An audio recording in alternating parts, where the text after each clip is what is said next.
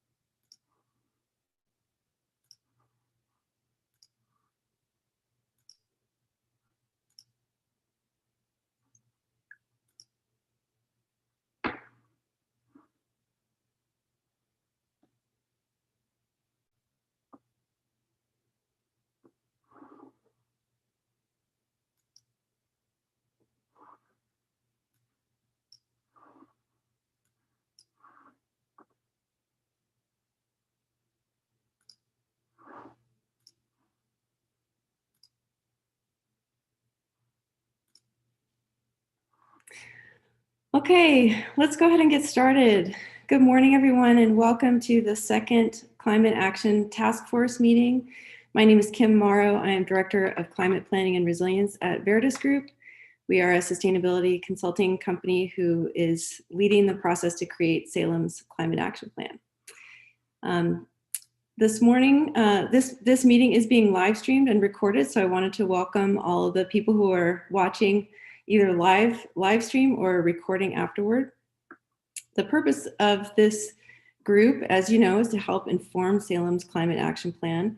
And just a quick reminder of our planning process. We have 4 planning pillars that we've organized our work around. The first one was visioning. That was the topic of our first workshop, and you all did some great work that really helped us establish a vision for where we'd like Salem to be in the year 2050 after having achieved its goals. And then we moved into the second planning pillar, which is the vulnerability assessment. We did most of that work in-house, and we'll be sharing some results of that work with you here today. And the third pillar is strategy development. That's when we develop a whole list of strategies to reduce greenhouse gas emissions and to increase Salem's resilience to natural hazards. The fourth planning pillar is implementation planning, which we will come to later. So right now in the process, we're kind of in the middle between the second vulnerability assessment and the third strategy development. The objectives of today's workshop there are 3 objectives. First, to present the results of our vulnerability assessment and some of the risks so that you're informed about those and we can get your feedback on those. Then secondly, we want to present to you the greenhouse gas emissions inventories that have been completed and make sure you have a good understanding of where Salem's emissions come from. And then the third objective for today is to solicit strategy ideas from all of you on ways to reduce emissions and increase climate resilience. So I'm going to screen share our agenda slide today from the Miro board. So you can see where we're going today. We will start with a brief presentation from Belina on our vulnerability assessment. And then I'll turn it over to Brian to talk about emissions. And then Julie Warnke will be telling us about Salem's transportation system. And then after that, we're going to switch gears and turn it over to all of you. You're going to have a lot of time in this workshop to do brainstorming and idea development, to work with each other in breakout rooms to develop ideas. And then at the end, we'll have a large group discussion and we'll talk about next steps. So before I go, and one note on that, just wanted to let you all know that you don't need the Miro board until after the first hour of today's workshop. So don't worry about being online right now. Our various speakers will be sharing slides, so you can just sit back and watch the presentations. I would like to introduce my colleagues this morning so they can say a brief word about their roles today, starting with Belina. Do you want to say hello, Belina? Sure. Good morning, everyone. Good to see you again. I'll be presenting the vulnerability assessment today. Brian, I'll pass it to you to say hello. Yeah, good morning, all. I'll be talking over the 2 greenhouse gas inventories, and I'll pass it to Kate.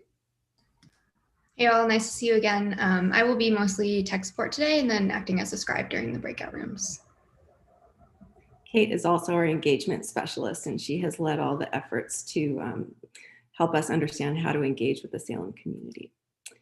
So couple of ground rules. Please stay on mute unless you need to speak. Feel free to use the chat to pose questions as you like. And those of you who are watching on the live stream, you can pose questions in the Q&A tool that's underneath the live stream picture. We will do our best to respond to your questions live, and if we can't, we'll respond to you after the workshop. If you have a clarifying question during any of our presentations, feel free to ask, but we do have time for questions and answers at several points during the meeting, and then large group discussion at the end. So with that, I'm going to turn it over to Belina and invite her to tell us about our climate vulnerability assessment. All right. Thank you, Kim. So good morning again, everyone. Part of the climate action planning process includes this vulnerability assessment because such an assessment allows us to synthesize the projected climate impacts with non-climate factors such as vulnerable populations and population growth. So by looking at all of these factors holistically, both climate, non-climate factors, we can better determine the greatest hazards and risks Salem faces with climate change. So for the assessment, we used a tool, the Vulnerability Assessment Workbook from the Climate Impacts Research Consortium from Oregon State. So what we did was we completed the workbook. We consulted with people who work for the city and closely with the city on a variety of topics such as flooding, transportation, homelessness, and more.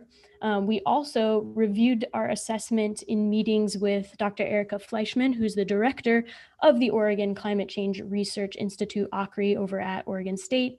And we also met with Greg Walsh, who's with us today as a task force member. And again, Greg serves as your City of Salem emergency manager. So we met with them to gather their expert insights and reviews, made any adjustments we needed to there.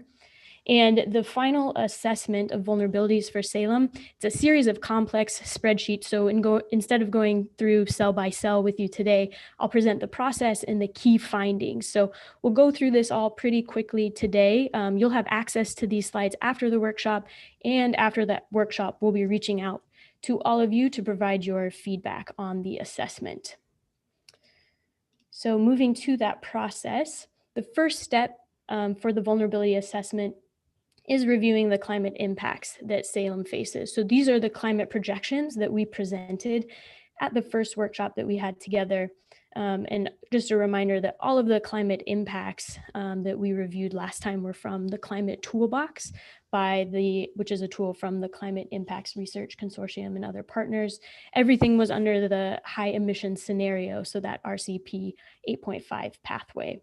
So after looking at all of those climate impacts, we looked at how will those climate change impacts affect the community of Salem. So how do things like warming temperatures, changes in precipitation, increased fire risk affect Salem? So we looked at heat-related illnesses, greater demand on the energy system for potential more cooling needs as temperatures warm, flooding and drought, health and economic impacts due to wildfires. And then the next step of the vulnerability assessment is looking at the likelihood of these impacts. So ranging from very likely to improbable, we assigned the likelihood levels. And because we were using the Climate Toolbox, working with that trusted source from Oregon State, U.S. Department of Agriculture's Northwest Climate Hub, all of those partners, we had pretty high confidence that these impacts are likely or very likely to occur. So just so you know, that's where we focused our efforts, and no unlikely or improbable events were considered there. Then the next step is assigning a consequence level. So looking at the climate impacts, how they will affect the residents of Salem and city functionality, we assessed and assigned consequence levels ranging from catastrophic to negligible. You can see that scale there. And also in this step, we included consideration of what's listed here as the non-climate stressors and impacts. So again, those non-climate factors include stressors such as population increase overall for the city of Salem, but also specific population increases for elderly residents, which Salem is projected to see in the coming decades, and things like emerging health trends in the Mid-Willamette Valley area, such as increased rates of diabetes, obesity, and depression. So I also wanted to give you an example of what could be considered a catastrophic or negligible event, so you can see what the scale entailed. So an example of a catastrophic event would be portions of the community would no longer exist, or functionality of the city would be permanently altered. So for example, let's say a climate impact such as an extreme flood or an extreme drought occur during the same time as something like a global pandemic. So when we have those multiple layers and city functionality could be permanently altered, that would be a catastrophic event. Good news for Salem, unlikely to occur. Most of the impacts we'll show today are in the moderate or minor to major and moderate ranges, nothing catastrophic there. And then in terms of negligible impacts, one example would be, if you recall from the first workshop that we had together, we talked about reduced chilling hours. So while this might affect some agricultural producers, the impacts to the city functionality won't be majorly affected there. So just some examples for consequence levels. And then moving to the risk portion of the process, you can see the risk levels range from low to extreme. So the way the risk part of the assessment worked was combining likelihood with consequence level. So for example, if an impact were identified to be unlikely or improbable to occur, and if it were to occur, the consequences would be minor or negligible, then the risk level would be pretty low. If a likelihood of an event is likely or very likely to occur, and if it were to occur, it would have major or moderate consequences, then that risk level would be in the moderate to high level. So it's all about, will this event happen? What's the certainty around that? And what are the consequences of this event happening? That's where we get that risk level. And then not pictured here, but just a heads up about information that will be coming your way, is the step of assessing adaptive capacity. So City Staff Advisory Group is working through an assessment to determine how well prepared the city and Salem community are to respond to these events. So we'll have an update for you at the next workshop or before the next workshop. Lena, Yes. Ken Beerley has his hand raised. Did you have a question, Ken?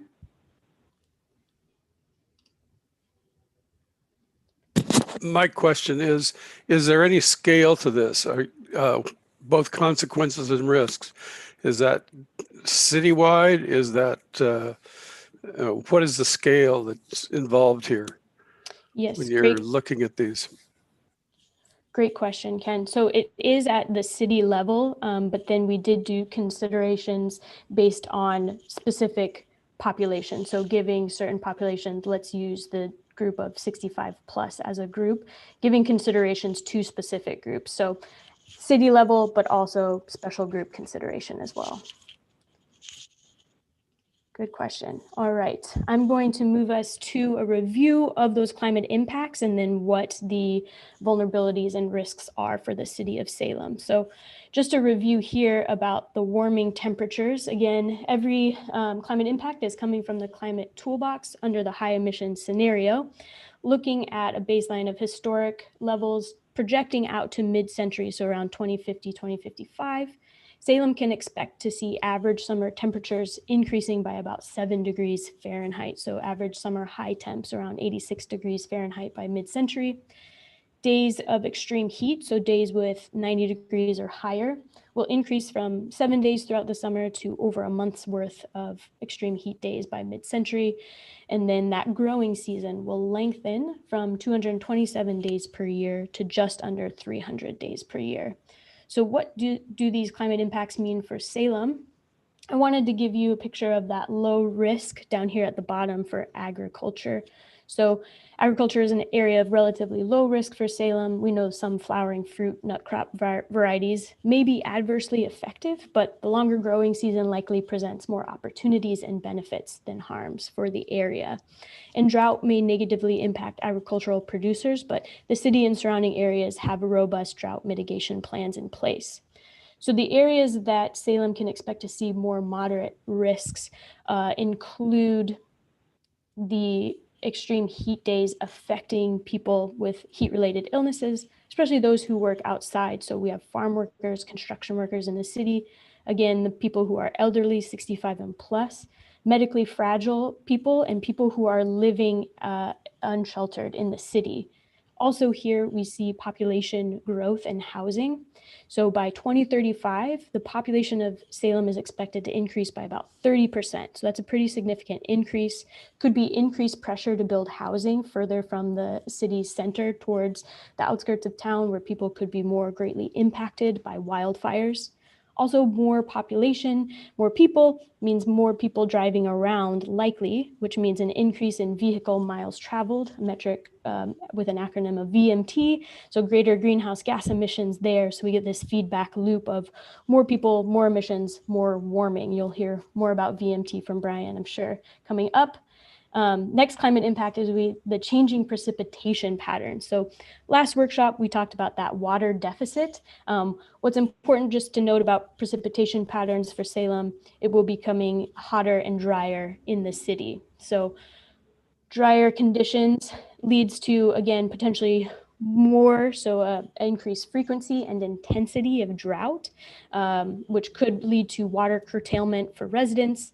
Also, again, noting vulnerable populations here. So the very young residents of Salem, the elderly residents of Salem, medically fragile, people who speak English less than very well, unsheltered populations, all greatly impacted by potential evacuation needs due to flooding. And then also we have unpredictable precipitation patterns may lead to flood events outside the designated 100 and 500 year floodplain areas. So we're already seeing a trend over the past couple of decades of short duration, intense rainfall events occurring May through October. So that's that spring to fall, not the typical rainy or flooding season. And we know that flooding damages homes, vehicles, infrastructure such as bridges. And also this is a photo from the 2012 drought. This is the state motor pool gas station. So this is an example of how certain areas like gas stations, even private homes, garages where we store a lot of chemicals, flooding can lead to leaching of chemicals that will go down to the water treatment plant.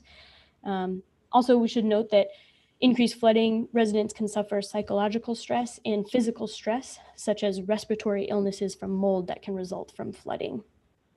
So that was a moderate risk there for precipitation. And then our final climate impact that we'll talk about today is the increased risk of wildfire. So we presented this last time, but a reminder again that extreme fire danger days will likely almost double by mid-century. And this is an area of assigned high risk for the city of Salem, not due to the direct flames from wildfire, but like we saw last fall, that poor to hazardous air quality resulting from the wildfires can greatly impact unsheltered populations and people with underlying health issues such as asthma, diabetes, and obesity in the city. And we know that with relatively great certainty that with these hotter, drier climate conditions, extremely large and intense fires will likely occur in the coming decades. And again, population increase, more people, more potential sources of starting wildfires. So we'll ask you to keep these risks, these impacts in mind as we move to the strategy development phase of today's workshop. But I wanted to close with some exciting news. So this is a screenshot of a GIS map. I wanted to give a shout out from Rob Romanek from Public Works and the city's GIS team who are working to create these climate vulnerabilities maps. So things that we discussed today, they're helping visualize the city map with socioeconomic data and climate hazards. So this is an example of the city's floodplain. So in red, we have the 100-year floodplain. In blue, we have the 500-year floodplain. Overlaid with that is median household income. So These beige areas further out from the city core, these are areas of the city that have a median household income of $176,000 per year or less. So we can see that the more affluent areas of Salem are further away from these floodplain areas, and that much of the floodplain lies in some lower household median income areas of the city. So more to come on these maps, more information to come. And again, just a reminder, you'll be getting these slides and a request for your feedback on the vulnerability assessment after today's workshop. So with that, I'm going to stop my screen share and turn it over to Brian to tell you more about where Salem's greenhouse gas emissions are coming from and what we can do to stop that. Sorry, Brian, having trouble stopping the screen share. It's not a Zoom meeting if there isn't at least one technical issue. Yeah, just hoping it wasn't going to be me. Let's see. I think you can also kick me off if you would like. Do you have that power? I'll try and do that. Okay.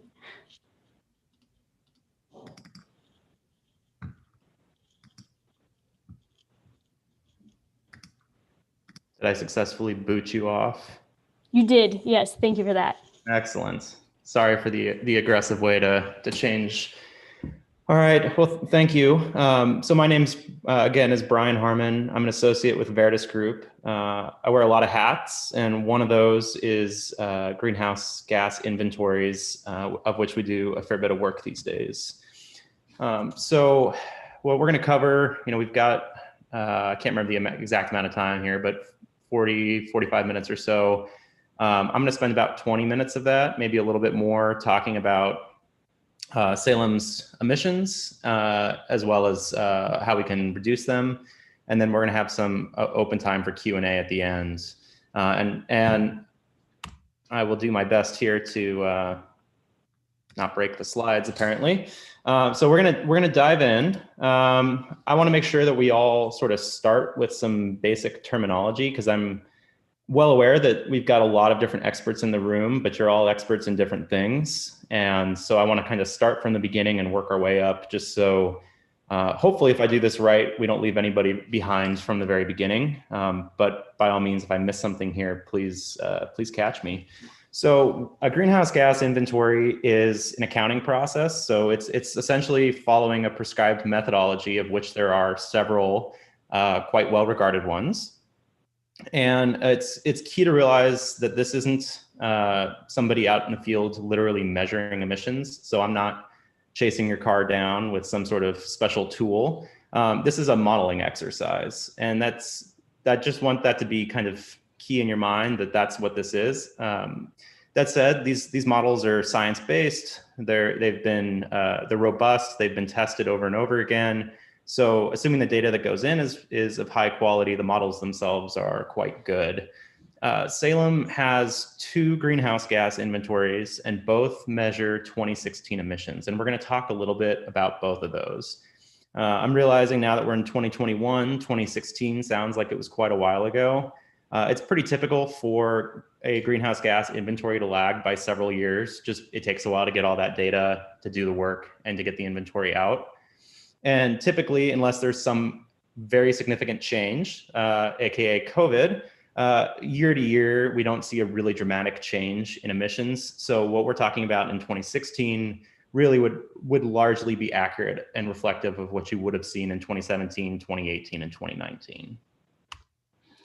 I'm going to walk through some terms. I'm going to do my best. I'm a little bit guilty occasionally of dropping in abbreviations, both in text and verbally. And so although I'm going to do my best to avoid that, especially verbally, I want to make sure you all know what I'm talking about if I accidentally do that. So GHG, or greenhouse gas, examples of these are carbon dioxide, methane, nitrous oxide, and a whole slew of different refrigerants and other gases.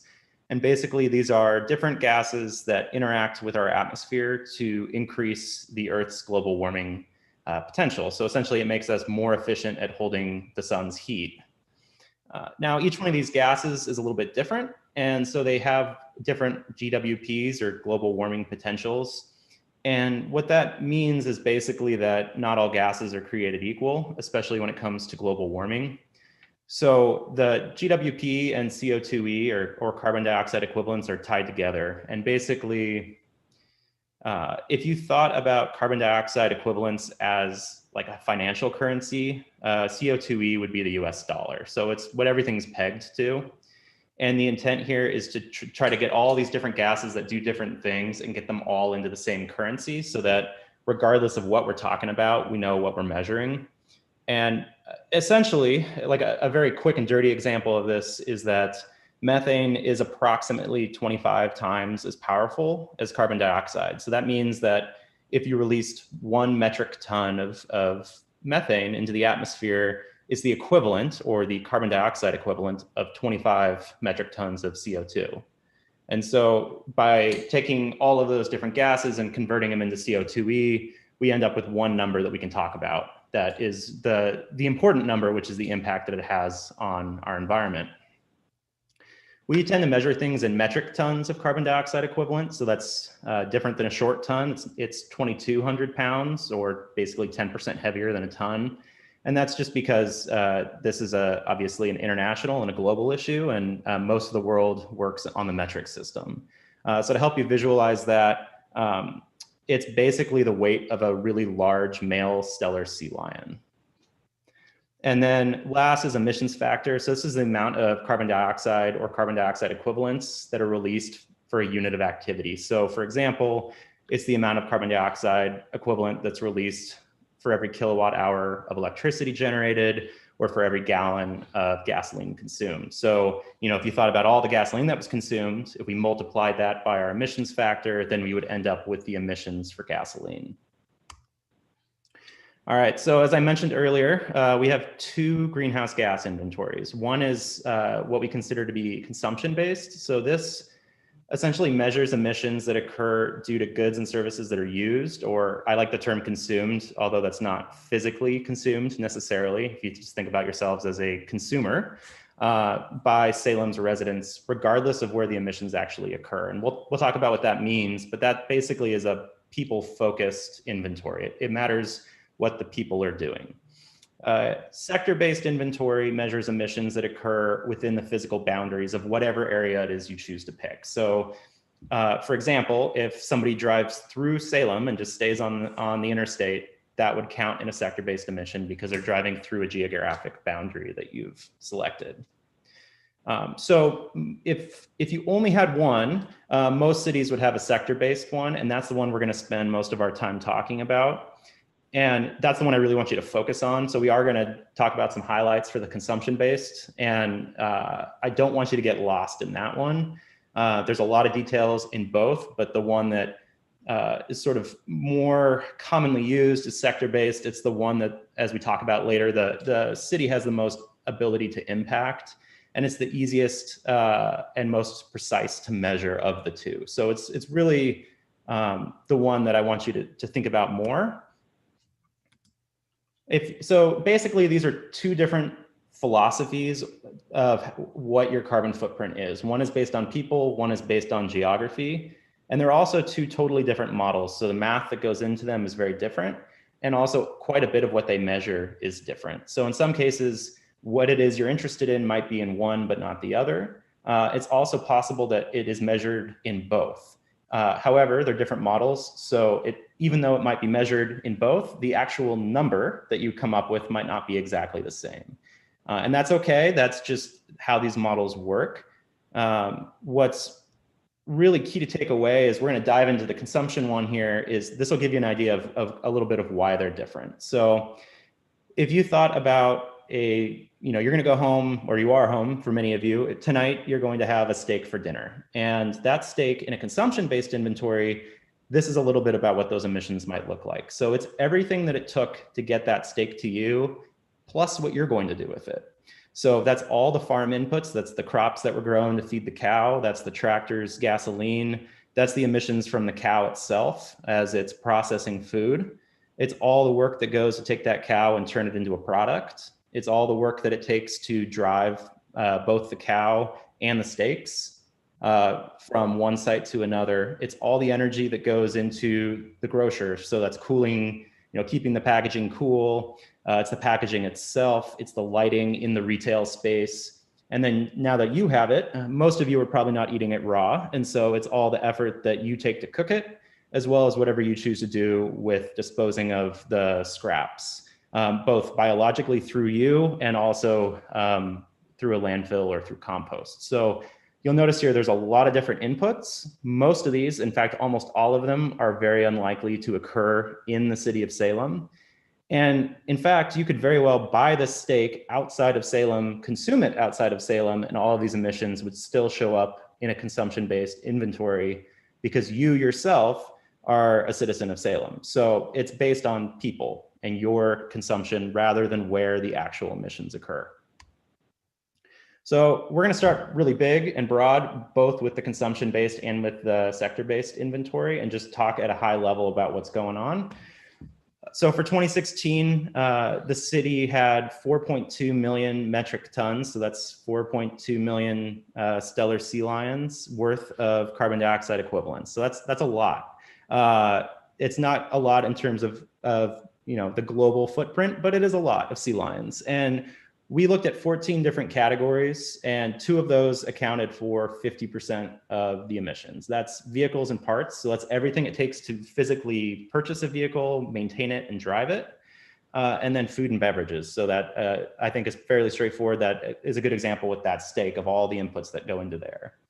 If we take that down to a by person or a per capita level, that means that every person is effectively responsible on average for 20 metric tons of carbon dioxide equivalent every single year. And then Salem's consumption-based emissions are 2.5 times the size of your sector-based emissions, which we haven't talked about yet. And that might seem a little eye-boggling at first, and that's actually very typical of North American and Western European cities. You think, especially food being a great example, effectively almost no food is grown within city limits, and most of the energy inputs occur elsewhere. Well, that's true of a lot of the goods and services we use as well. So a lot of the goods that we purchase are manufactured in other countries, and then they're transported over long distances. So it's not uncommon. In fact, it's almost universal that consumption-based emissions in a society like ours, in a city, are going to be quite a bit larger.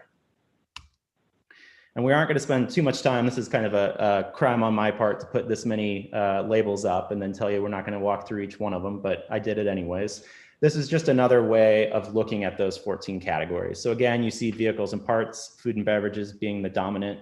And then after that, it actually drops off fairly quickly into many of the different sort of goods and services are a relatively small impact on your total footprint. So, as promised in the first slide here, we are going to talk a little bit about what you can do to reduce emissions. Now, it's worth noting that the entire purpose of the Climate Action Plan is adaptation and mitigation. And so this is getting into that mitigation half. This is not the list of prioritized strategies with math behind them suggesting that this is how we're going to reduce emissions. This is, for those of you who are personally interested, which I assume is many of you, and passionate, these are things that you and others could do today or tomorrow or in the near future that would have an impact. So the more quantitative and strategic strategy list is not this. But we'll walk through these. This is, as we mentioned, the 2 categories that really stand out are transportation and food. So unsurprisingly, the strategies I'm going to point out here are transportation and food. But if you think about replacing car trips with active transportation, so that's walking, biking, busing, carpooling, if you think about purchasing a new car, if that's a choice you're going to make, consider, for example, purchasing an electric vehicle or a hybrid, which have fewer emissions per mile than your standard gasoline chugging vehicle, and then also reducing your airline flights, and either by driving, which is actually more energy or less energy intensive, or by, as we've learned through COVID, doing a lot of work via telework. In terms of food, really the area that stands out the most, and this is something I think everyone's familiar with, you've probably heard this even before greenhouse gas inventories, is buy only the amount of food you need. And it sounds so fundamentally simple, and it is. the biggest source of food emissions is the fact that we throw away so much of our food. And so all the energy that goes into producing the food to get it to you as a consumer, it has no societal benefit when we throw it away instead of consume it. And that's a crime that, that people in the first world are particularly guilty of, is throwing food away unnecessarily. And then additionally, meat, in particular, red meat, has a very high carbon footprint. And so reducing our meat consumption and thinking more holistically about a more vegetable-based diet is, those are two key ways you can reduce your food-based emissions. So I'm going to shift gears and talk about a sector-based inventory. And again, this is kind of where I want to spend a little bit more time and more focus. So I think for most folks, this is probably a little more, at least for me is a little, maybe not more common sense, but a little more fundamental to understand. It's just the emissions that occur within a geographic boundary. And it doesn't necessarily matter what geographic boundary you pick, so long as you're consistent. So this is, for example, the geographic boundary of Salem, or darn close to it anyways, according to Google. And so this, for example, could be the geographic boundary you might pick, and it's any emissions that occur in here. So when we got back to that meat example, almost all of those emissions occur elsewhere, and so those would not show up in this inventory. So again, we're going to start big and work small. For 2016, Salem had about 1.5 million metric tons of carbon dioxide equivalent in the sector-based inventory. So these are the categories, and you'll see transportation is over 50% of that. Electricity is about 1/4, and then the rest is made up of stationary combustion, wastewater, and waste. And we're going to dive very briefly into each one of these, so just to make sure you understand what it is we mean when we say that, and a little bit more detail about what's behind those numbers. So imagine this, and then we're going to shift to what the United States as a whole looks like. So this is not quite apples to apples, because none of these models are exactly the same when you switch who's doing them and what area you're looking at. But this is the United States as a whole. And you'll notice here, transportation is actually still the biggest individual category.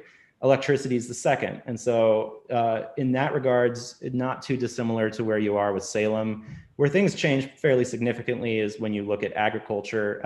Agriculture is a major source of emissions in the United States, and not an area that typically shows up in city inventories. So transportation, so remember, this is half your total footprint. What we mean by this, it's really cars, trucks, buses, it's anything on the road. And we look at that by vehicle miles traveled, or VMT, and we look at that by type and fuel source. So it's, for example, the number of miles driven by gasoline passenger cars or diesel semi-trucks. It's also the number of flights from your local airport, as well as aviation fuel consumed by, for lack of a better term, like hobbyist airplanes. So I see a hand raised. I can take it now. Why don't we just go ahead and take it now, and I'll do my best to answer your question. And I'm sorry. It's a question about how transportation emissions were calculated. Is this taking all the people within Salem and figuring out how much they traveled, what the average MPG of their vehicles were, and then how much gas and diesel they used? Or Perfect. is it, yeah, I can. Hold on. Is this based on how much gasoline and diesel was sold within Salem's boundaries? Great question. And sorry, I interrupted you in the middle there. So John, it's the estimate of the miles that vehicles traveled inside the city limits. So for example, if somebody purchased gasoline outside of the city, drove through the city and never stopped and kept on their merry way, those would show up here. Because those are the chunk of the miles that occurred within the city limits would show up here.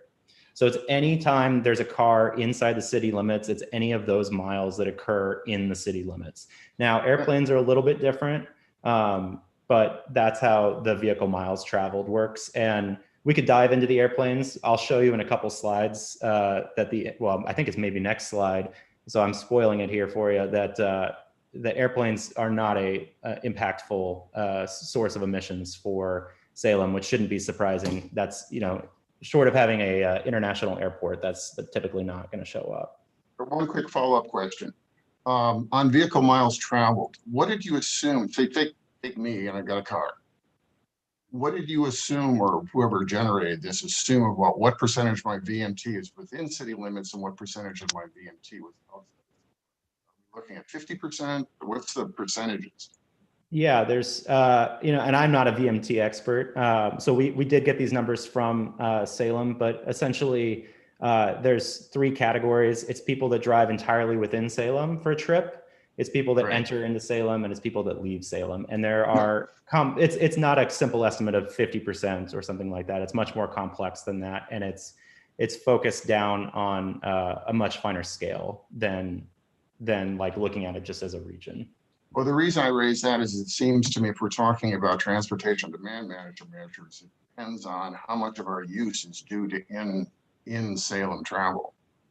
And so that's an important number, it strikes me.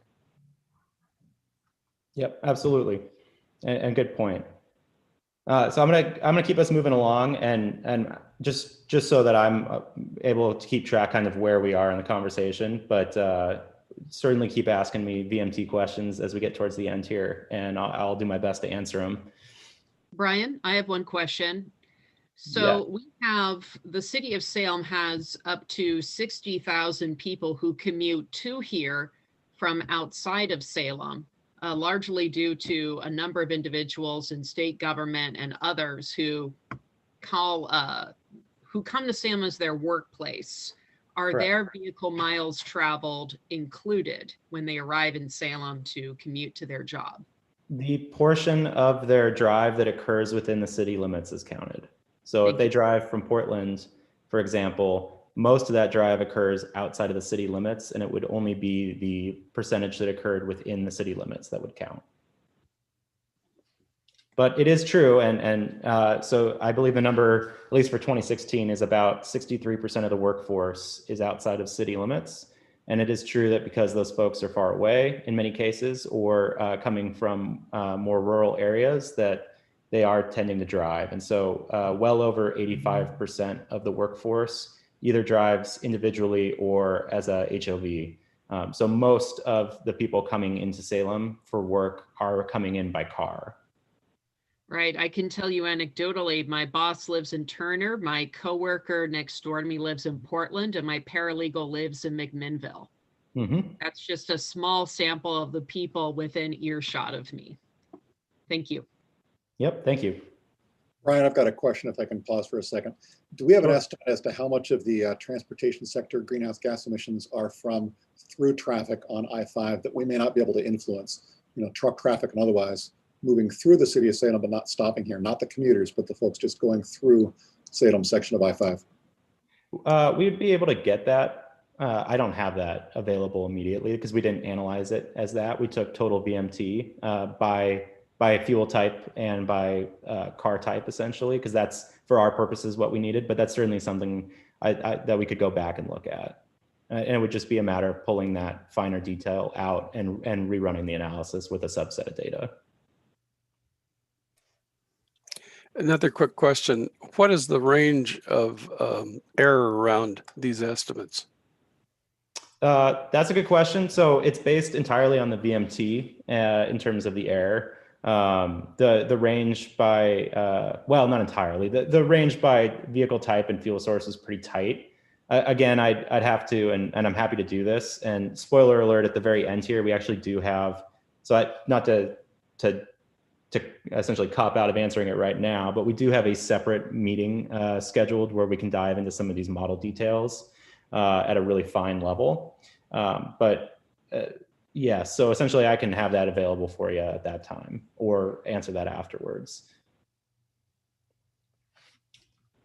So I think that to kind of address that question, all of the numbers are going to have a little bit of wiggle room around them. What is key, and I would say very safe to say, is that half your emissions are from transportation, and nearly all of those are from cars, trucks, and buses. Well, cars and trucks. And so if we shift into looking at your transportation as a whole, basically you've got a 70-30 split on gasoline and diesel in terms of where your emissions are coming from. So you'll see a tiny little sliver up there that I couldn't convince the computer to throw a label on, and that's your aviation.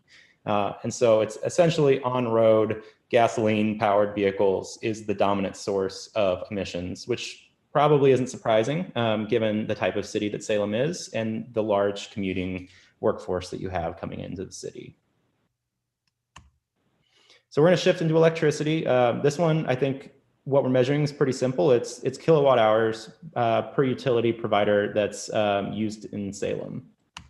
So you have two public utility, well, you have two, sorry, not public, utility providers. You've got Portland General Electric and Salem Electric. And what's really key to understand is that not all electricity is created equal. So this is the fuel mix. This is how they derive their electricity.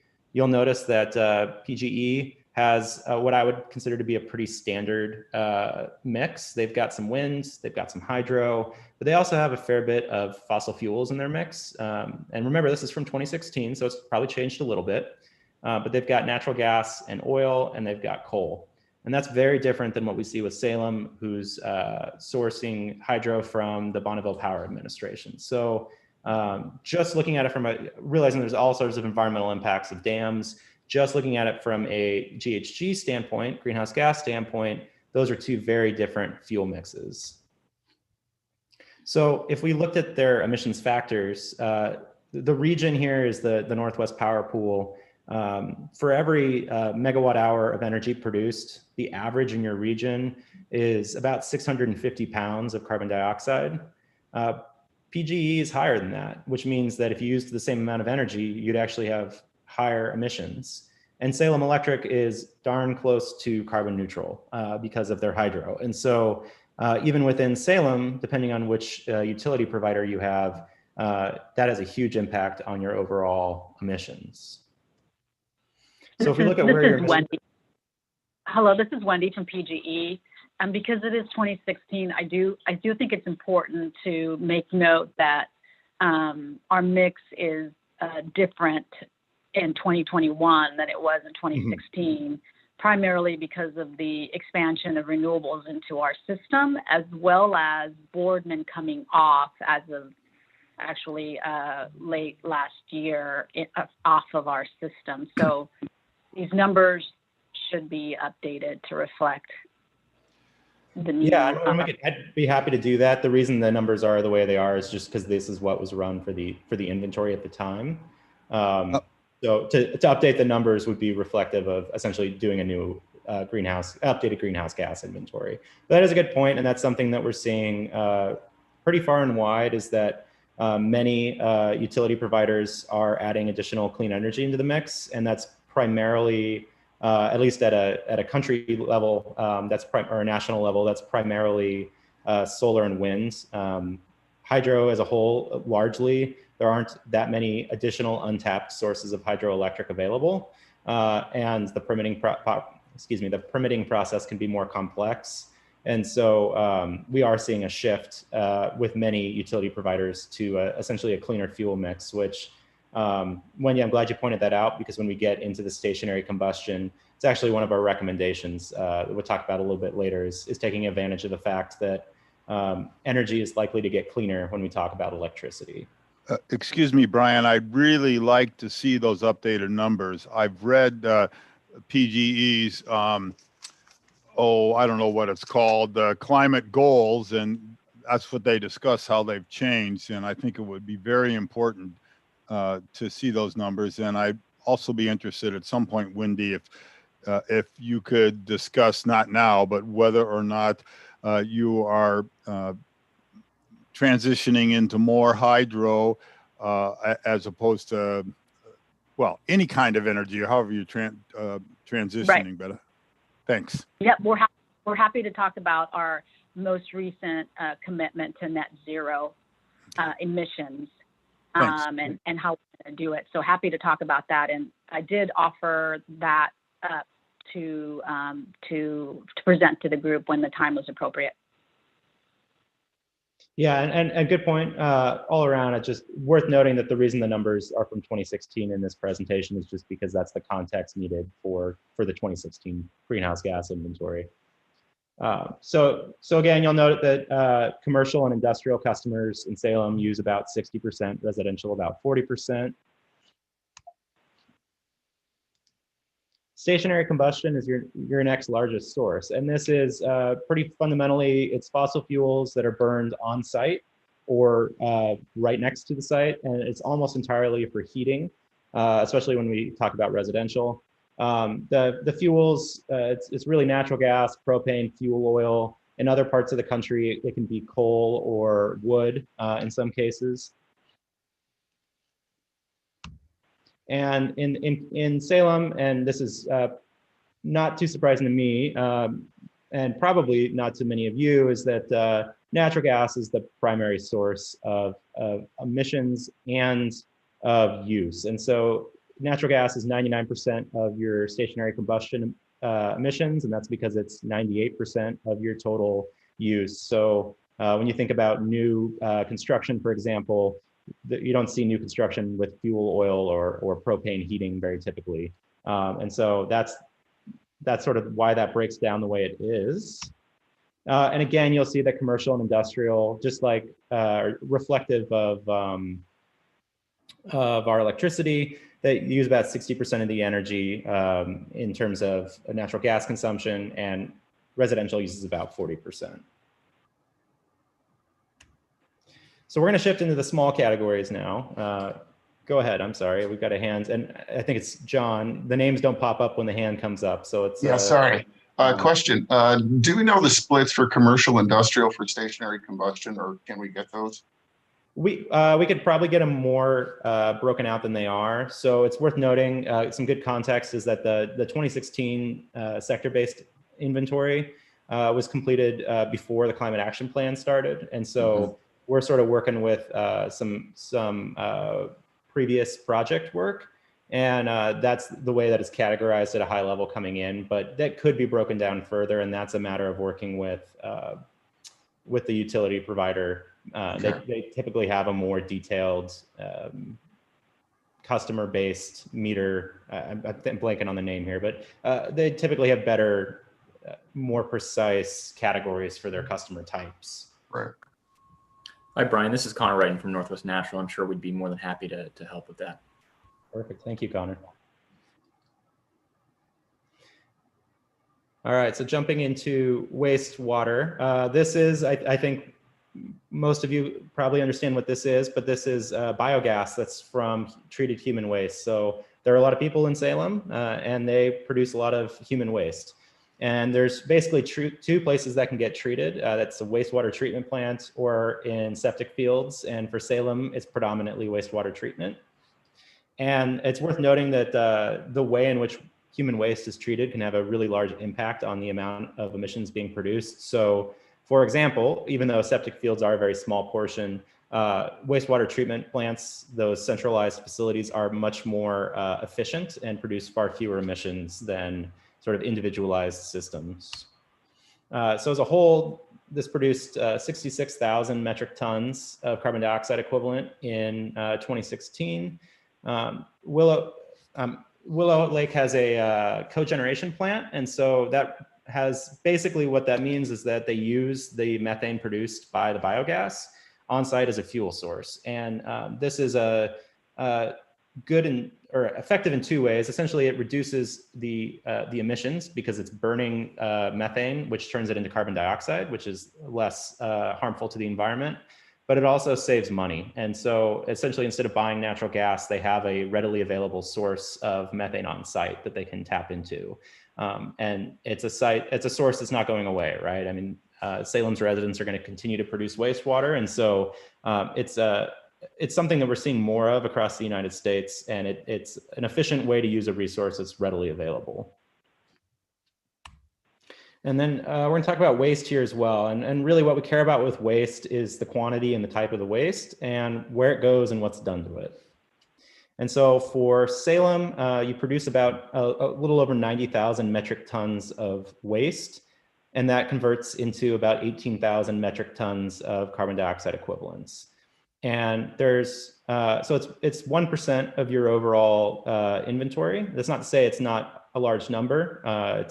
It certainly is. It's just small when you consider it in the scope of transportation or electricity or stationary combustion. And there's essentially two places this your waste goes to, and it's actually pretty evenly split, at least in 2016. About 50% goes to the landfill, and about 50% goes to the Covanta plant to be used as a fuel source for energy. So the Covanta plant is about 85 to 90% of the emissions, even though it receives about 50% of the waste. And that's just because it's a more emissions intensive activity than landfilling it. That said, it is also worth noting that the plant is able to take essentially waste and turn it into a resource. The waste that's sent to the landfill is effectively locked up really forever. And so although there are some downsides certainly to burning waste, there's also a societal benefit, which is separate from landfilling waste. So the last category, sorry, I got a little frog in my throat here, which was not in our pie graph or donut graph at the beginning, is urban forestry. Brian. Yeah. Brian, sorry, I had my hand up, but your frog in your throat. I'm just going to plow right through your question. So by all means, interrupt. Yeah, no problem. Could you break down real fast or help clarify? I understand the difference between the waste to energy plant and the landfilling. The effect or the nature of methane, which tends to be the predominant gas in a landfill situation, versus CO2 from the waste to energy plant. Is there a consideration on the kind of the long-term effects of landfilling? So if it's a 50-50 split, let's say we wanted to move away from the incinerator and put more, make it a 80-20 split or whatever the case may be. Is there over a long period of time, does that methane buildup come into consideration due to the nature of the 25 times more carbon equivalent nature of how methane is as far as a greenhouse gas? Yeah, I think I'm going to be able to answer your question, and tell me if I didn't. So essentially the way that the landfill emissions work is that it looks at the emissions on an annual basis. So that would be the emissions released from that landfill in 2016. And so I'll skip back here, the 13%. So that's effectively almost entirely all methane. And that 25% or that 25 times global warming potential is cooked into that already. What it doesn't look at is that next year there will be emissions as well. And the year after that, there'll be emissions as well, et cetera. Even when you've stopped using the landfill, those do actually start to shift down relatively quickly. And so even though that landfill will produce methane for quite some time, if you essentially stop adding to it, it does drop off relatively rapidly.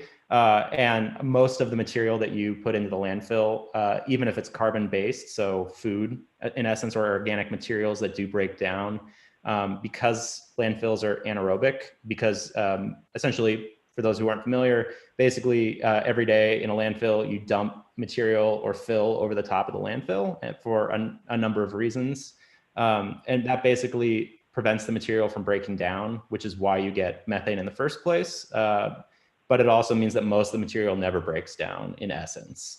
And so when that landfill would be capped and converted into another land use, most of that material never was released into the atmosphere. And so there's actually a sink side to this that we're not talking about and looking at, because throwing away things is not the way to save the world, but there's a lot of carbon that's actually locked up in landfills.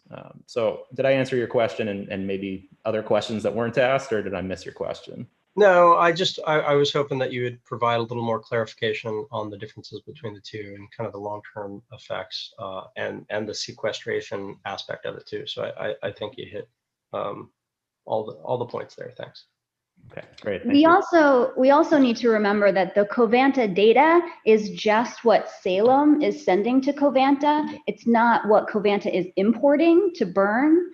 So actually Covanta has a lot more emissions because they burn a lot of things from outside of Salem. So we might not, be accounting for that in the math, but we are breathing those emissions. We are dealing with those particulates. And because Covanta is in East Salem, it's the biggest environmental justice problem in Salem. So there are some problems with Covanta that these numbers aren't quite capturing. Yeah, that's correct. And the reason that then essentially we only look at the waste that's produced from Salem, right? So it's just like many landfills are shared by multiple jurisdictions, and we would only look at the waste that Salem or another jurisdiction would send to a landfill rather than everything that would go into it. And yes, there are many things that are covered with the Covanta plant that are sort of outside the scope of this particular discussion. All the particulates and the social justice side, I completely agree. Those are incredibly important. This is solely looking at the greenhouse gas impact. Hey, Brian, I had a question.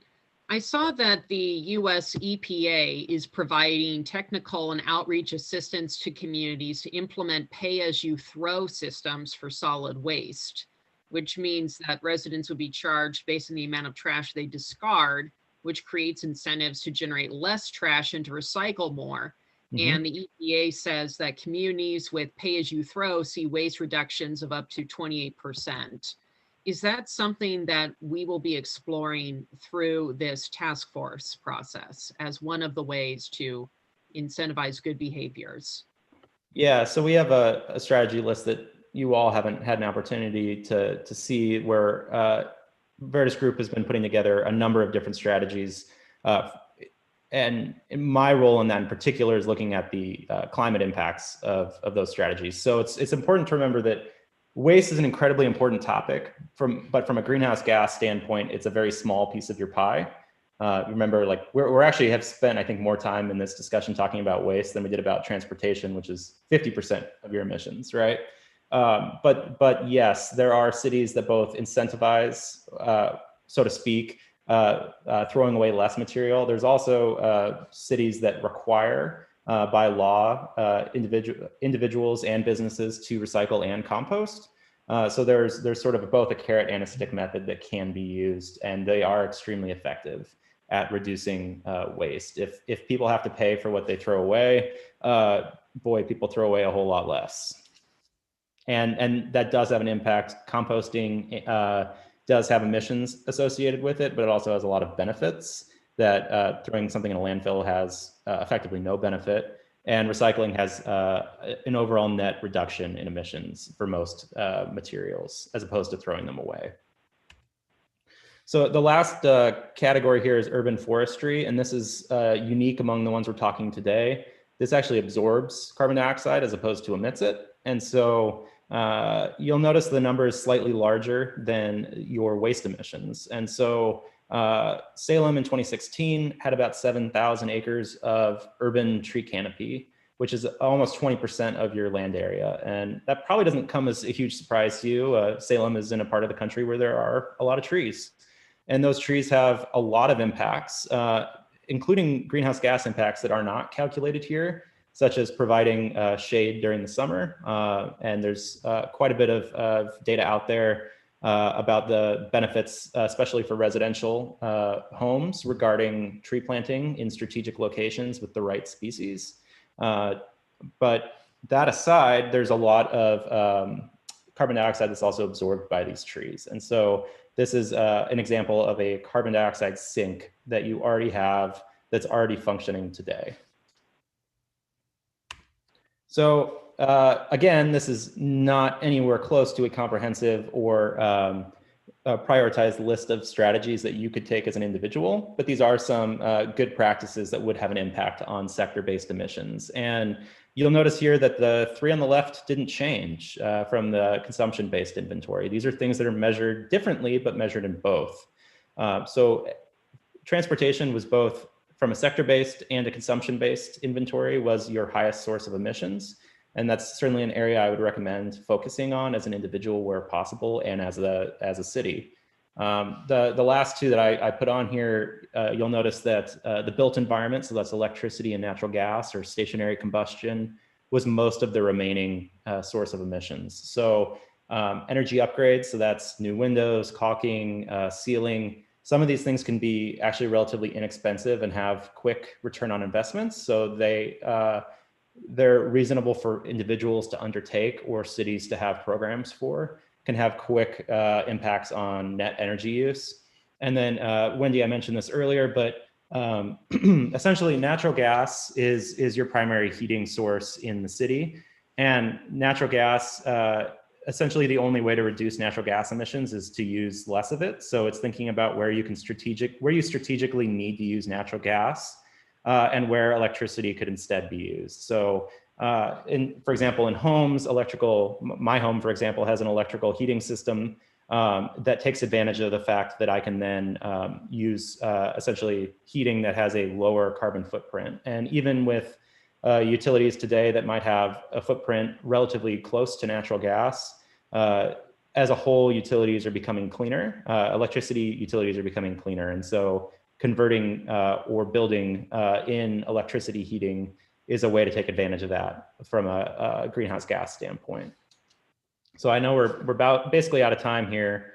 I think I'll look to Kim to keep me on track, but I'll use the rest of the time for questions. And I'll also note that we have a whole nother session that's optional, but for those of you folks that would like to ask some more detailed questions about the greenhouse gas models themselves, I know we had a couple questions today. I can dive into those in advance, but we'll basically have a kind of an open house about those two models where I can answer additional questions. And if I could just jump in real quickly, we're running about 15 minutes behind schedule right now, and I want to move to Julie's presentation on transportation. So if you don't mind, if you could hold your questions for a little bit later. I know the whole question of our GHG inventories is very complex and there are a lot of questions. So Brian can address a couple of them a little bit later. And then as you see, we have an additional time set up for question and answer. So if that's okay, I'd like to turn it over to Julie Warnicki, and she has some slides that I will share on her behalf. And she's gonna, since transportation is such an important part of the strategies that need to be developed for the climate action plan, we thought it would be really helpful for her to give an overview to all of you of what Salem's transportation plan currently contains and what the city of Salem is thinking in terms of future plans and expansion. So I'll turn it over to you, Julie. Thank you. So as many of you know, I could talk forever about transportation, and I only have a very short amount of time. So I'm going to try to sort of like Brian was trying to do. I know many of you are familiar with the city's transportation system plan, but for those of you who are not, I just wanted to have everybody sort of on the same page with what we have planned in Salem. So if you can go to the next slide.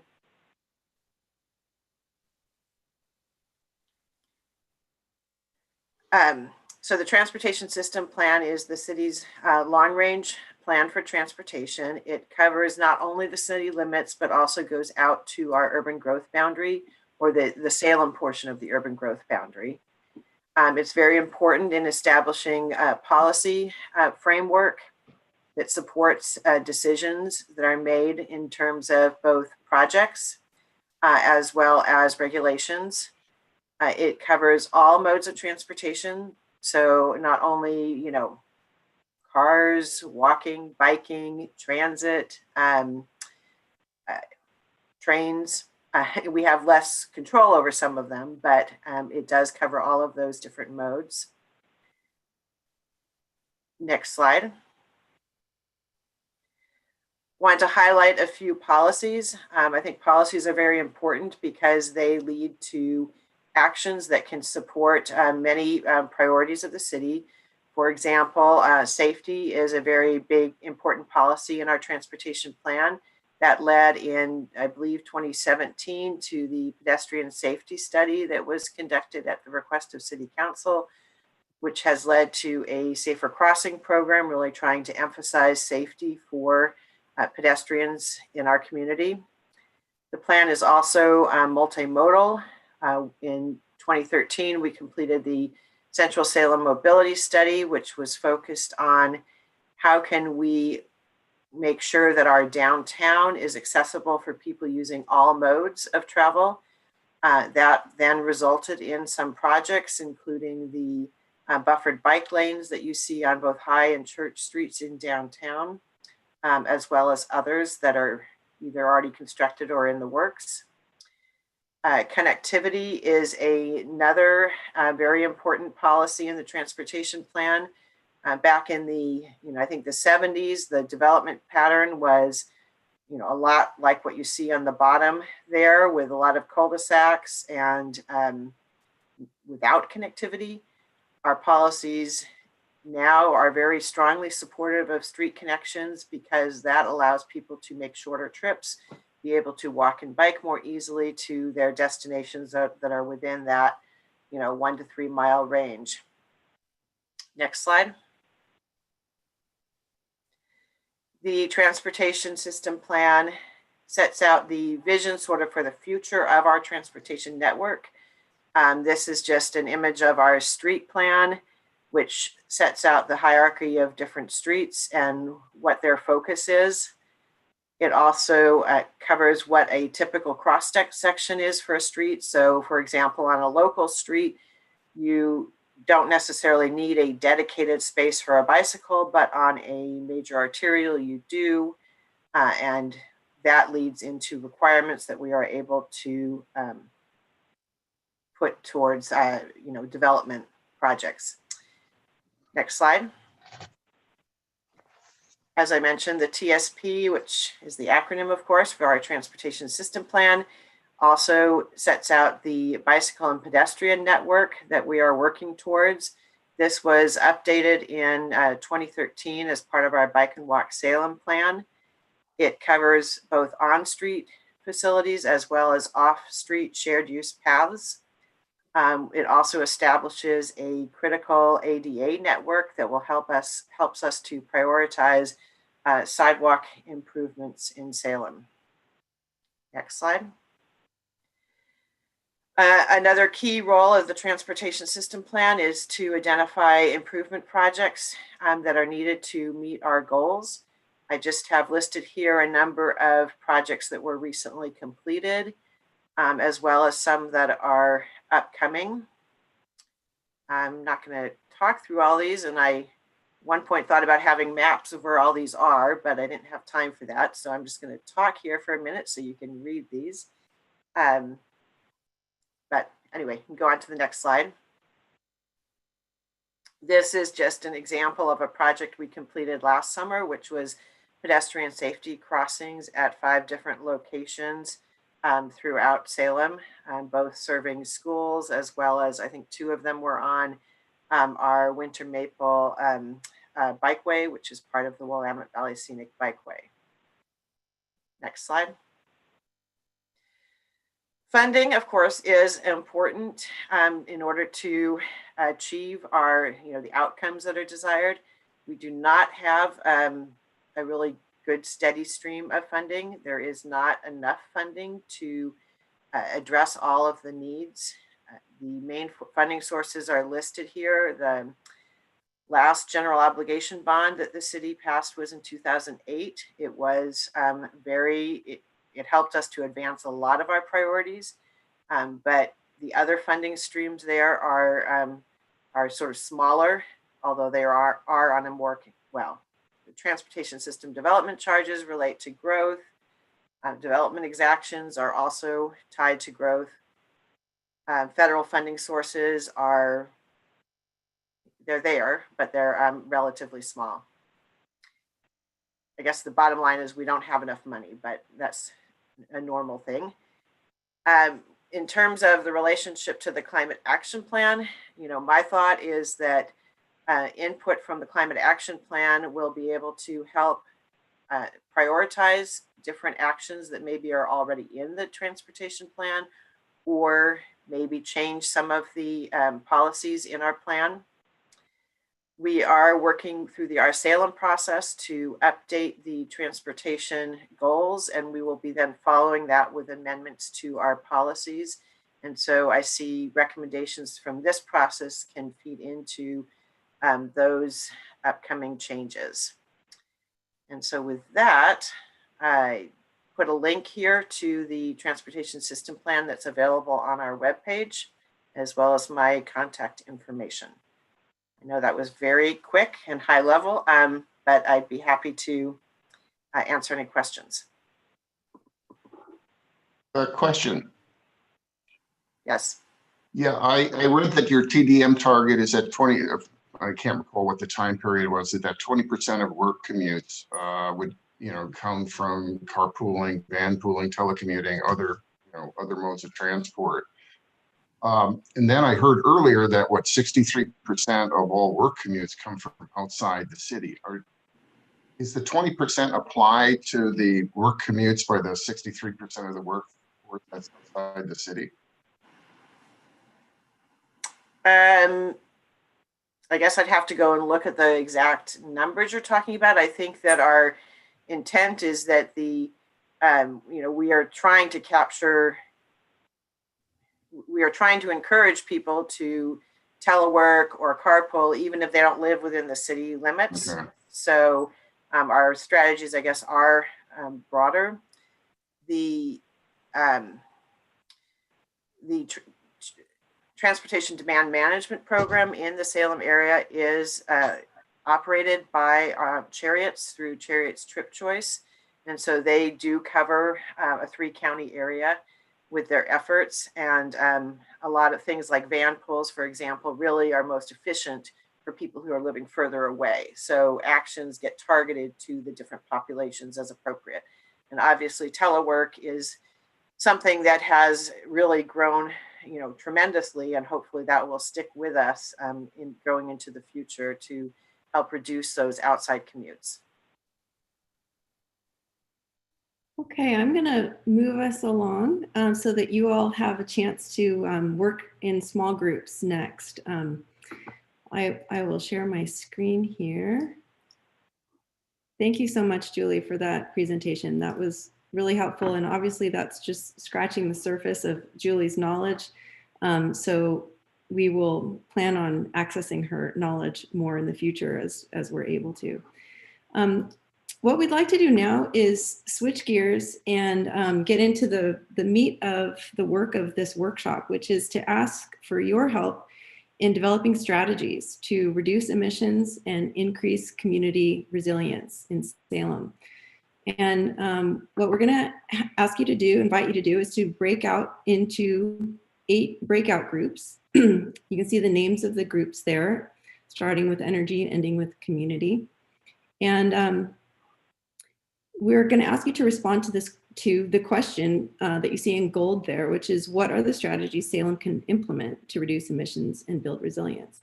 So keep in mind the presentations you heard this morning, the vulnerabilities you heard about from Belina, the emissions information you heard about from Brian, and some of the transportation overview that you heard from Julie.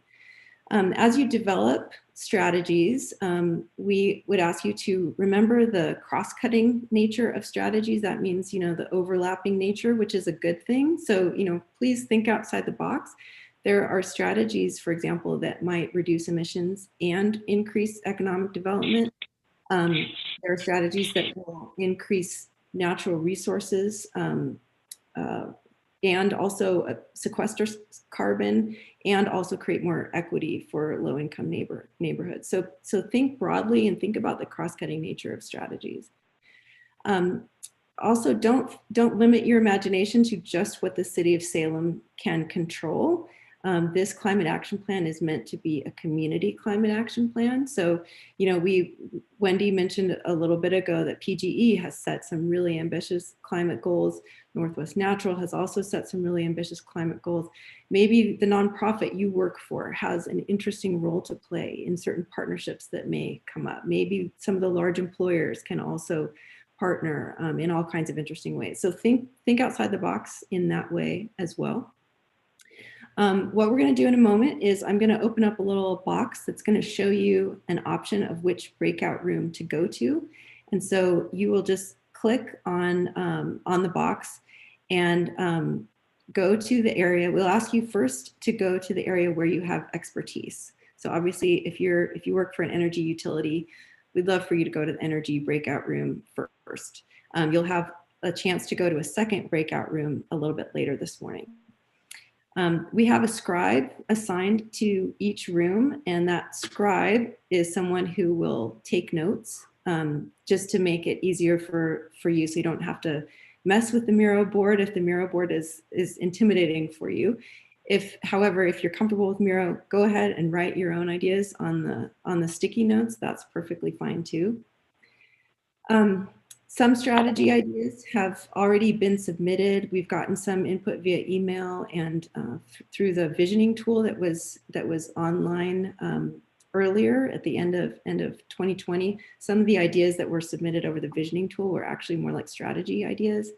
So if you see here on this Miro board, there's a link to several of these other climate planning resources that we sent you in your homework. And at the very end of that list where it says Salem Climate Action Plan strategy ideas, that's a link to ideas that have already been submitted. If you'd like to review those during your work, that's perfectly fine. So we'd like you to stay with one group for this first session. We'll have about 30 minutes this first time around, but you can move between groups if you really want to. We will also give you a chance later to review what the other groups have come up with. So don't worry, don't feel like this is your only chance. You will have more the chance to give more feedback after this workshop.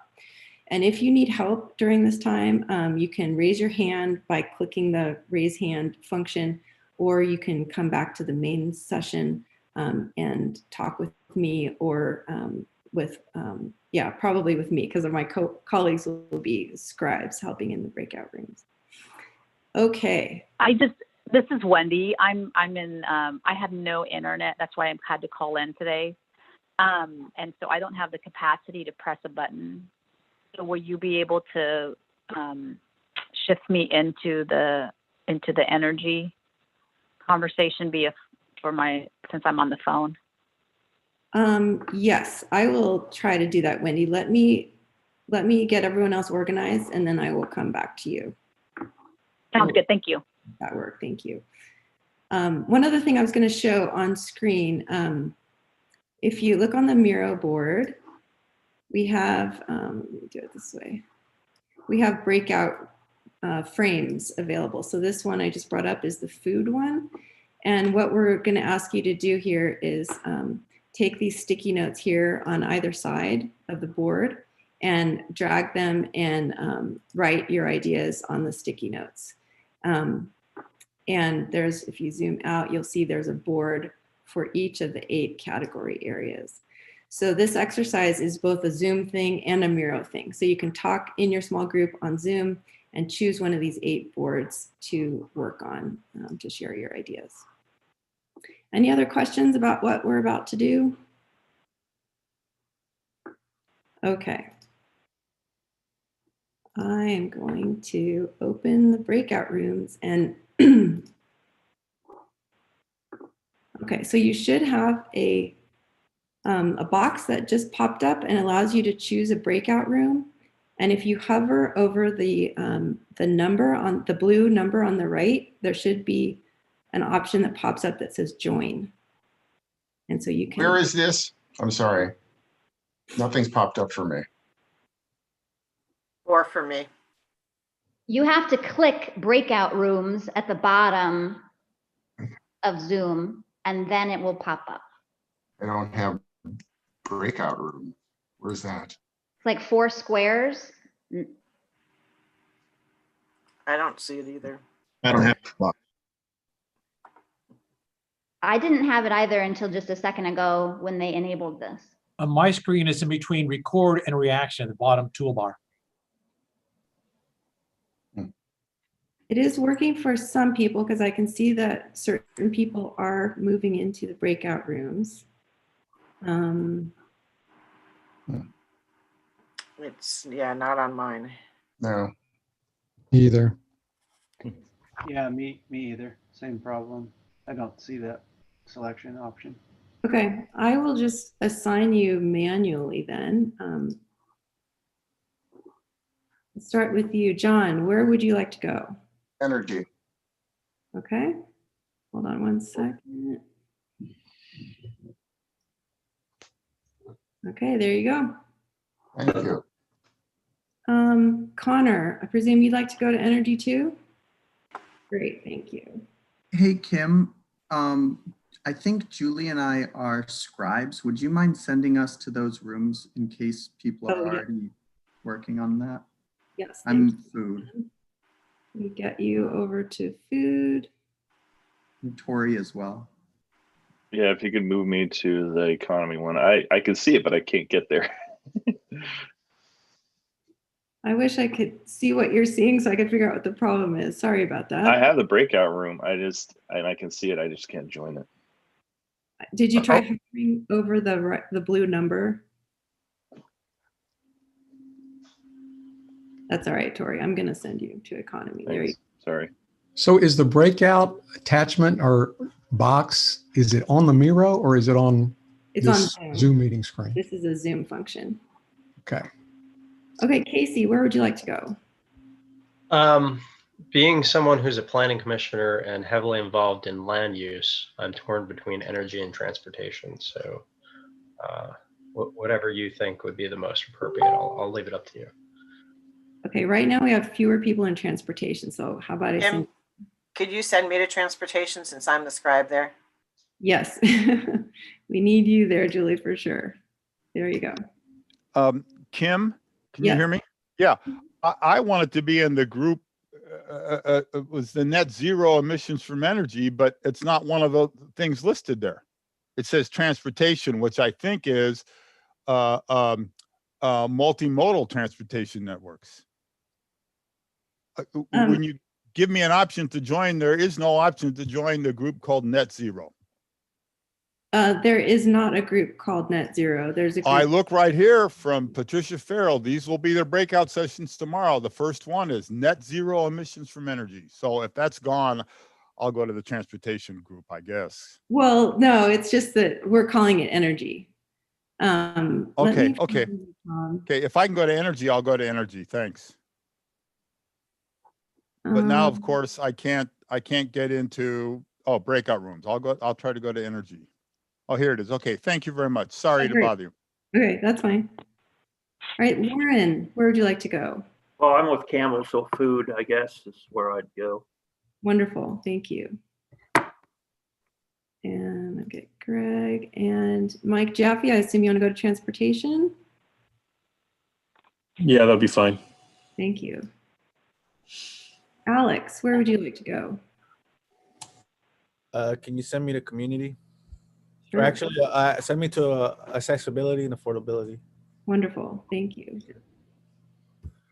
And Shane, where would you like to go?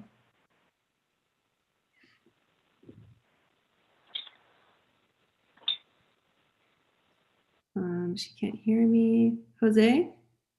Economic development. Great. Alan? Zero waste. Alan Pennington is zero waste. Sorry. Oh, sorry. Alan, how about Alan Blood? Yeah, I'd like to go to transportation, please. Okay. Thank you. And Alan Pennington, you said transportation is also? No, zero waste. Waste, okay. Thank you. Julie, would you like to go to food? Food, please. Wonderful, thank you. And Ken? Natural resources. Okay. Tom? Economy. Okay. And Shane, am I saying your name correctly?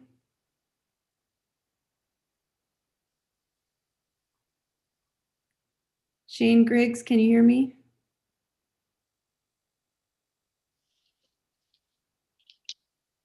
Okay, we'll wait on that one.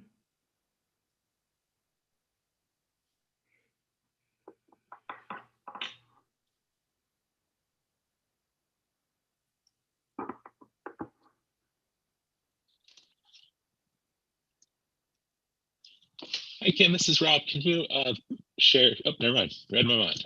Yeah, just thought of that. Do you think this view is okay, Rob, or would you like me to zoom in on one of them? Maybe zoom in on energy or transportation. Okay.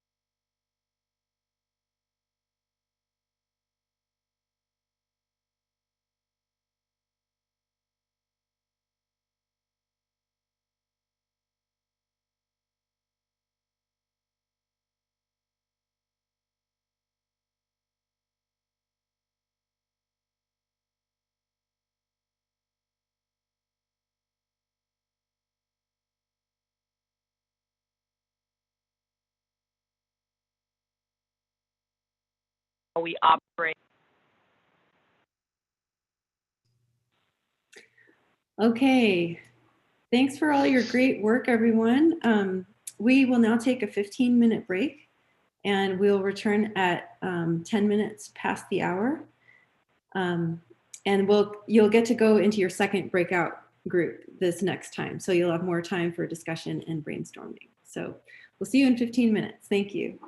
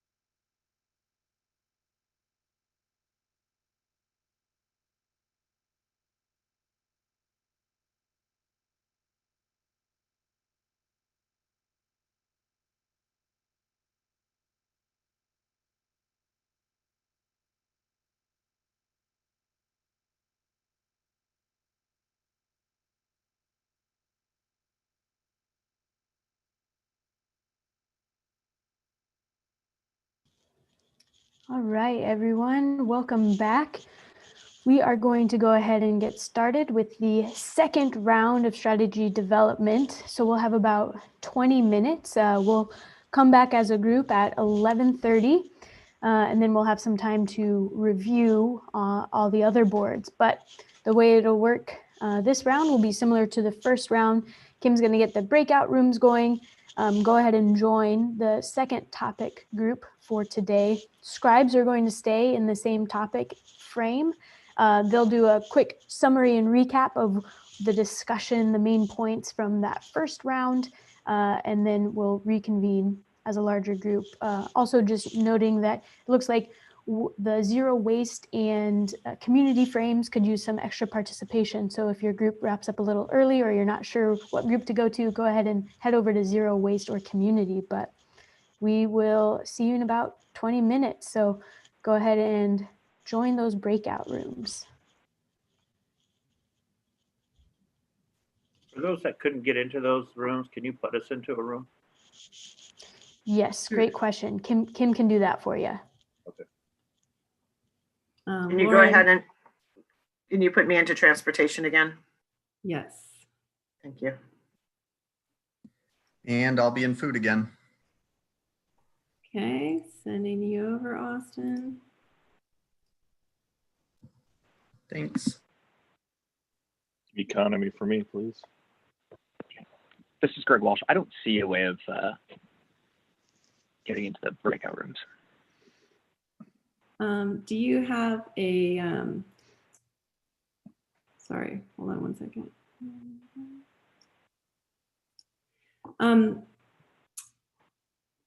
There should either be like a window that popped up that invited you to join a breakout room, or at the bottom of your screen, there should be a series of options, and one of them says breakout rooms. And if you click on that, I don't have any of that. It didn't pop up, and I don't have any of those. So sorry. Kim, there's a number of us. I know Alan Blood, myself, we're all in the same group. There's no option at the bottom, and we're pretty savvy on Zoom. Yeah, likewise. I've used it quite a bit, and I don't see any options here. Same here. Well, I'm sorry, guys. Zoom, but I don't know why it would be working for some people and not for others. But anyway, I will go ahead and assign you manually. Connor, what would you like for your second one? It's probably most appropriate for me to stick in energy. Okay. I'll go to zero waste. Okay.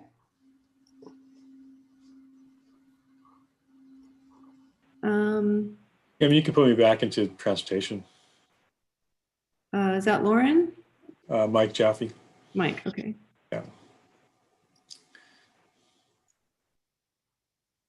Okay, if it's probably easier if I just call on people according to my list here, if you don't mind. Greg Walsh. I'll go wherever you need more people. I'm not really that picky. I have to help. Okay. I'll send you to community. That's great. Okay, Jose, where would you like to go? Transportation. Okay. Alan Blood. Economic development, please. Okay. Thanks. Vanessa Nordyke. Where'd you like to go?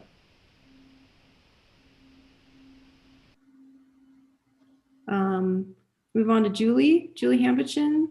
Transportation, please. Okay. Alan Pennington. Well, I was just in zero waste, and it was basically just Alan waste. So I was the only one in there other than for Kate, poor gal. Send me anywhere. Where's another one that you need folks in? Because. Okay, let's see. Well, how about food this time around? Food's good. Okay, thank you. Okay, Tom Hoffert. I was in economic last time, so happy to go either maybe transportation or natural resources either. Okay, let's do natural resources. We have quite a few in transportation right now. So, okay. Thanks, Tom. Nathan Good? Energy. Okay. Dylan McDowell, where would you like to go? I was in natural resources last time, so apologies for having to rejoin. Are we going somewhere different this time? Yes. Second. I'd be interested in the waste section. Wonderful. Thank you. And Wendy Valise, would you? Transportation, please. Okay. Ken Beerley? Community.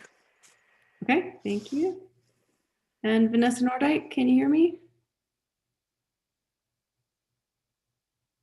Okay, we will wait on her.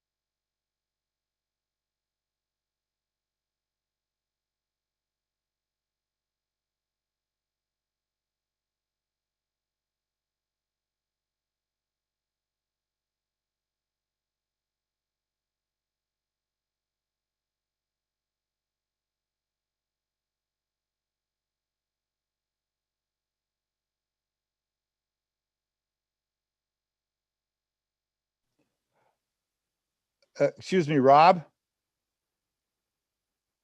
What group is this?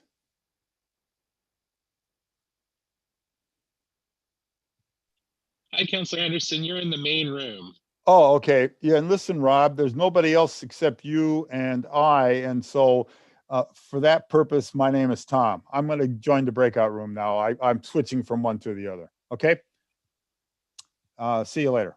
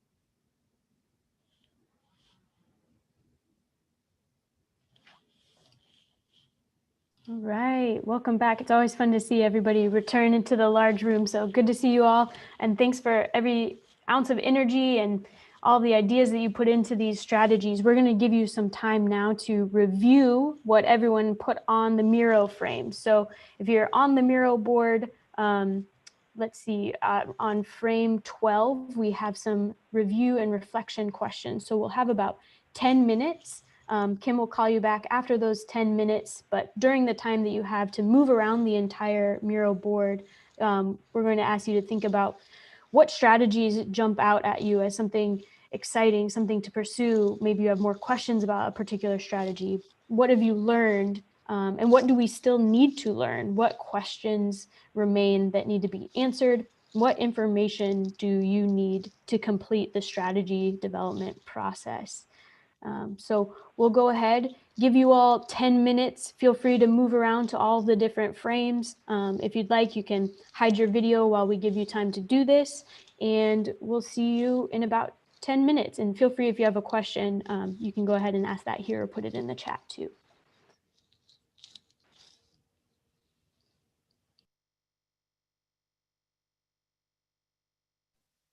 Belina, could Yes, you, Tom. I don't know how, I can't figure out how to do any of this stuff. Could you give me a call? Here's my number.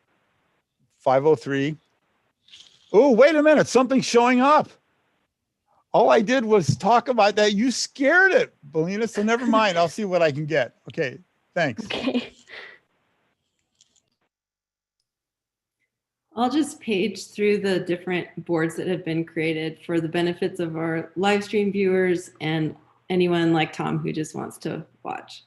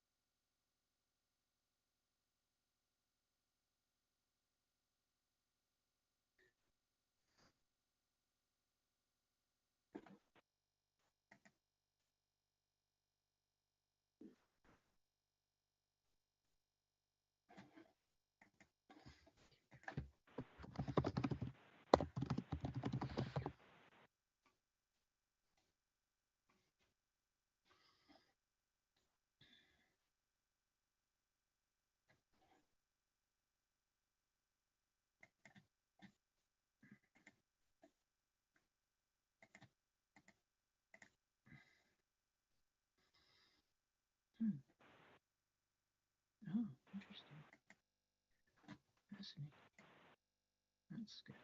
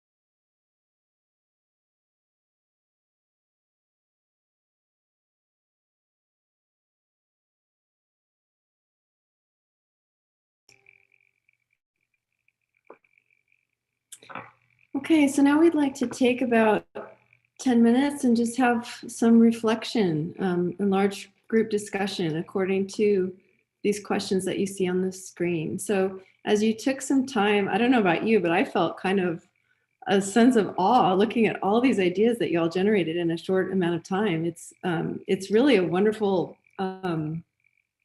feeling of a vision, not a vision, but a strategy, network of strategies you have laid out. So I'm curious what strategies stood out to you? What do you think we've learned today? John, I think you raised your hand. I just wanted to offer two observations after looking at this, because it's a very long list of actions, all of which are very good. And I think you're already planning to do this, but I mentioned this in the transportation and energy. I think it's as important that we look at not just the what we're going to do, but how we're going to do it. How are you going to accomplish what the action is? The second thing I would like to see to complete this process is bang for the buck in terms of which are the, how much, just looking, there are probably many other good reasons to do most of these. Just looking at this purely from the sense of reducing GHG emissions, how much do I get from each of these actions? Mm-hmm. I'd like to see a ranking, a sorting. Yeah, great point. We are working on a ranking and modeling of GHG strategies. Brian's going to be working on that, and we aim to show you the results of that work at our February 17th meeting. So we are not able to analyze every single idea, as you might imagine, but we're choosing top 10 that will have the most impact on GHG emissions. So, Tom. Yeah, thank you. I echo what John said. I don't know, John, you might be my doppelganger or vice versa, because we've been in the same groups, and whoever speaks first, the other one says, I agree with what that person said. But I just want to offer I don't know, an ATTA person to ATTA person to everyone, because I was the one who on council who started this with support of the rest of the council. And one of the things that was crucial to me was to bring the entire community along. That means everyone from the business to corporate to institutional to environmental groups to citizens and other representatives of people of color in the community. And I think we've done that very well. And I also think that I'm just proud of this group, because we all seem to be coming together and, we don't come up with a good environmental action plan unless we've got buy-in of the community. And I think this group is a good start toward achieving that buy-in. I loved all the ideas, and I want to thank everybody for their participation. Great, thanks, Tom. Ken, you have your hand up? Yes, I've noticed a number of strategies that some excellent ideas. The real question I have is it would be useful when we start to articulate those strategies to identify what's the baseline information needed. For example, a number of them talked about increasing tree canopy. Well, there is some information on tree canopy, but there might be other things where it's really important to know where we are to figure out what benefit we can get from that, and that ties into what John was saying about bang for the buck, so we know what value can come out of where we what the strategy might apply to. Yeah, great point, Ken. And we will try to get a baseline information for as many strategies as we can. Of course, we'll probably have hundreds of I think we've already generated hundreds of strategies. So as much as we can do that, we will. What do you think jumps out at you as questions that need to be answered in order for us to move forward on this?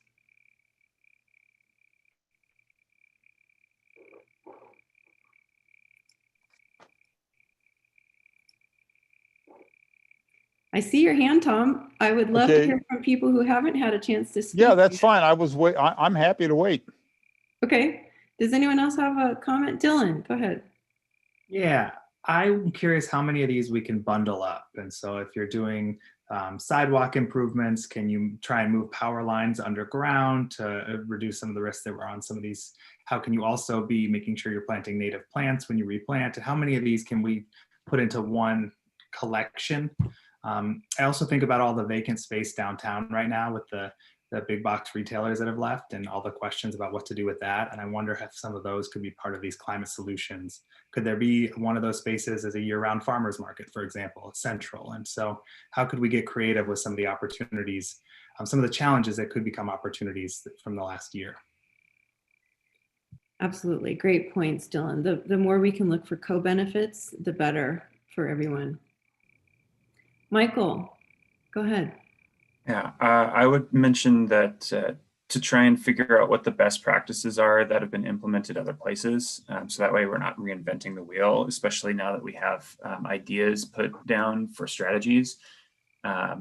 Another thing I would want to mention to consider is to make sure that we keep in mind for resilience and reducing greenhouse gases, vulnerable populations, and how we can try and incentivize them to take up these strategies and these measures, and to also keep in mind that inaction or we don't want to try and pass that cost onto tenants or renters or low-income individuals or small businesses as we kind of start articulating what those strategies are in a more defined way. Absolutely. Keeping in mind equity and making all of Salem's resources more accessible to everyone is really key in this plan. Thank you for that.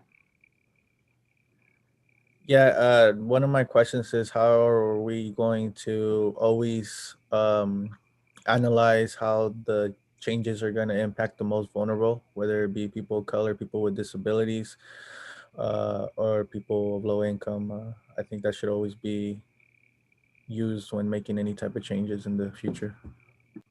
And how can that be implemented in through a policy or something concrete? Because like the school board has the equity lens, but it's never been used, so, and it's just something that's more than the resolution, that's concrete. Mm-hmm. So maybe an actual like equity analysis tool that could be used for decision making going forward. Yeah, I agree. I think that's very vital to this process. Mm-hmm. Great point, Alex. Thank you. Other thoughts on what questions? Oh, Vanessa, go ahead. Hi, thank you. Along those lines, as I understand it, these presentations are all available online. They're live streamed online, and we're putting information online, which I greatly appreciate. I have many community members who like to be regularly updated on the progress of this group. At some point, will there be a more concerted outreach effort to share with the community what we're up to? I acknowledge and appreciate everything that the Salem Climate Action Plan website already does to engage the community. But I'm just wondering, do we have a plan in place for outreach on the ideas that we are working on today?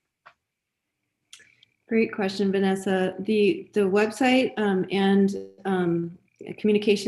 other communications will continue to be a key part of this. We will probably be following up with an email to all of you asking if you can share some of this information in your networks to help get the word out. The city is using social media in more robust ways. And given the COVID pandemic, that does, of course, put some limits on the amount of in-person engagement we can do. But we will continue to be looking at methods to do that, especially once we have a draft plan in place that will want to be showing that to a lot of people in the community and getting feedback. So we're certainly open to further suggestions you may have on that. Joe, go ahead. You want to unmute? Yeah. Just along the lines of the prioritization, I was wondering if there's a way that we can also think about how some strategies might be more bridge strategies as opposed to say, kind of terminal strategies. I mean, one that comes to my mind is, say, for instance, combined heat power and microturbines with natural gas, that it might not be where we ultimately want to go, but they might serve a short-term or medium-range strategy. I think that's a great point, Joe. And sometimes what we do is in the strategy section of the climate action plan, we'll note short-term strategies, mid-term, and long-term.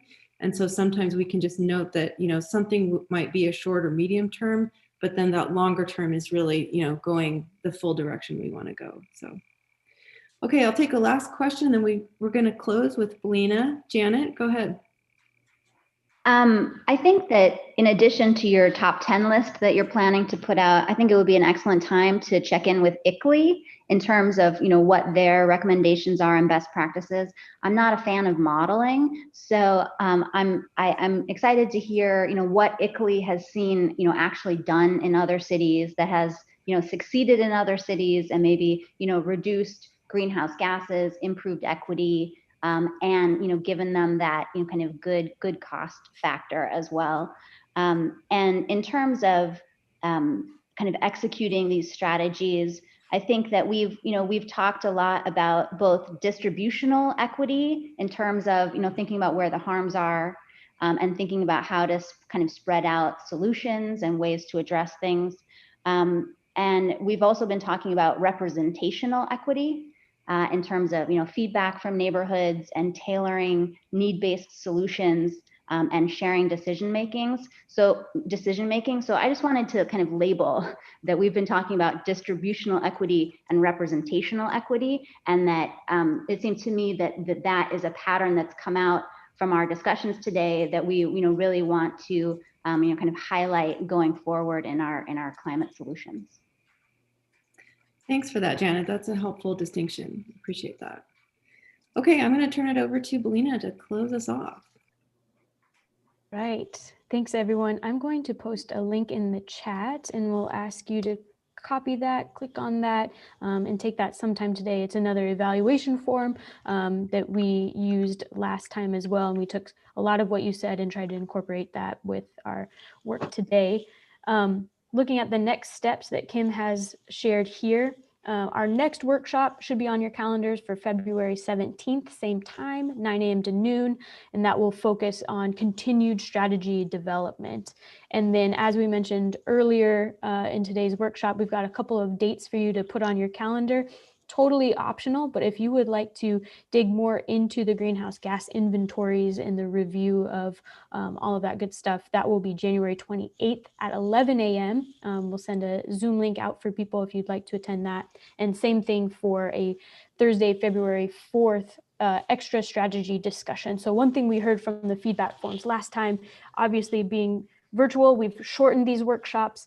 We don't get that in-person kind of like, I'm going to go get a coffee, let's stop and chat and have some networking time in the discussion that you would normally get if we were in person. So the strategy discussion is meant to build on that. It will be loosely facilitated, but time for you to get together and chat about strategies. And then just another reminder to keep an eye out for emails coming your way. We'll be sending, like Kim said, a request for you to help share information with folks in your network. And then we'll also provide that vulnerability assessment and ask for your review and feedback there. So we'll be in touch, and we greatly appreciate the great amount of time that you put in today and for all the homework and resources that you've reviewed. So thank you, and please keep up the good work.